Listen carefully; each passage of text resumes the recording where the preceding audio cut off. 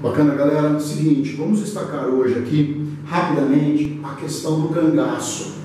Quando falamos cangaço, é comum aparecer o termo banditismo social. Banditismo social. O cangaço faz uma relação ao banditismo social. Qual o perigo que nós temos que trabalhar aqui? O cangaço, a gente destaca aqui a figura do cangaceiro, é uma realidade do atual nordeste,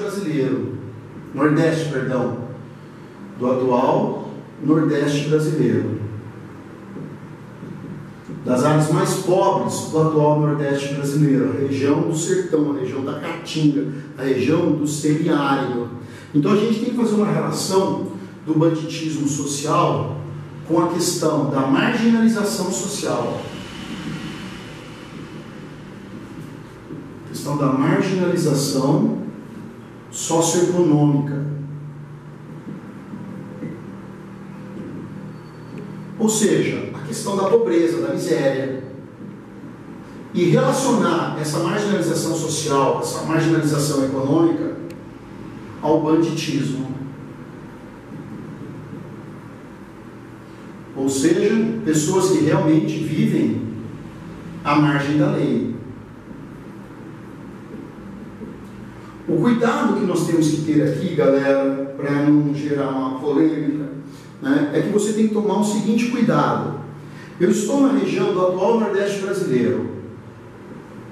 Nessa região do atual Nordeste brasileiro, onde se desenvolveu o chamado banditismo social do cangaço, você estuda que esses cangaceiros são pessoas que vivem à margem da sociedade da sua época, vivem à margem da economia, são pessoas extremamente pobres e caem para o banditismo, ou seja, passam a viver à margem da lei. À margem da lei, tá? Eles estão vivendo não de acordo com as regras e as leis, estão vivendo numa situação de banditismo. Mas o que os leva muitas vezes a esse banditismo é uma situação de luta, uma situação de miséria, uma situação de pobreza. Essa é a grande questão a ser entendida aqui. Nós temos que entender que nessa região onde se desenvolveu o cangaço, nós temos grandes coronéis, poderosos coronéis, que vivem também à margem da lei. Mas como são eles os controladores da lei, são os prefeitos, são os deputados, senadores, os governadores, são os políticos, são os poderosos, eles vivem à margem da lei e não permite que a lei chegue a eles.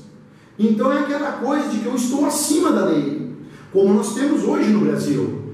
Tá? Ninguém aqui está exaltando a questão do banditismo, mas nós sabemos que no Brasil temos pessoas muito ricas, muito poderosas, políticos muito ricos e muito poderosos, que vivem à margem da lei, né? Mas não permite que as leis cheguem a eles. Eles são a própria lei, eles são o próprio poder, mas ao mesmo tempo esses recriminam pessoas que vivem também fora dessa lei, e para eles exigem a aplicação da lei. Ou seja, eu, poderoso, posso roubar. Faz parte do modus operandi do Brasil desde o período colonial, desde as câmaras municipais. Mas ao mesmo tempo eu uso a lei para manter uma ordem e punir aqueles que vivem fora da lei. A lei serve para os outros, serve para manter a ordem essa que eu, poderoso, inclusive, uso para ganhar dinheiro e ter poder, mas ao mesmo tempo recrimino, puno todos aqueles que vivem fora da lei, né, mas que vêm de nichos sociais empobrecidos. Correto, galera? Então o cangaceiro, o estudo histórico feito individualmente dos cangaceiros, você percebe num certo momento um alto nível de violência dentro da história pessoal deles, da família deles, de exclusão social, de exclusão econômica. É aquele perigo sempre que nós fazemos, né, uma explicação igual a essa. Você vai hoje às comunidades mais pobres do Brasil e você percebe muitos garotos, muitas crianças sem uma orientação paterna, materna, familiar, sem uma estrutura educacional, econômica, social, e vivendo muito próximo de uma marginalidade, e muitas vezes entrando para a própria marginalidade, né? Muitas vezes no momento em que entra para a marginalidade não se tem mais volta e se torna extremamente violento, porque o mundo do banditismo é um mundo extremamente violento. Então eu passo a reproduzir aquela violência também.